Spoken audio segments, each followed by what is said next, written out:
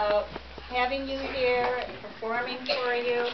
We hope you enjoy it as much as we've enjoyed preparing for this day. And I'm just going to walk away. The kids are going to handle the rest of the show all by themselves. They've done a beautiful job. So, it's yours. Welcome, ladies and gentlemen, to our Readers Theater. We are going to be formed new friends. Hi, my name is Grace, and I'm going to be Annabelle. My name is Maggie, and I'm going to be Jack. My birthday's here. And mine, too. How old are you? How old are you? I asked you first. You've got to say, all right, I'm 6. I'm 6 today. Why, I am too. We are just the same. We are both 6. Well, what's your name? Well, what is yours? You've got to tell us. I asked you first.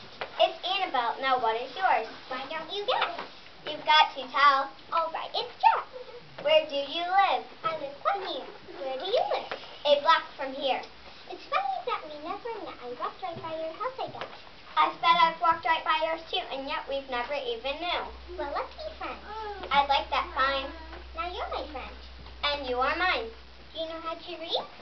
Do you? I asked you first. I can. Me too. Well, if we both can read, let's do. You read to me, I'll read to you.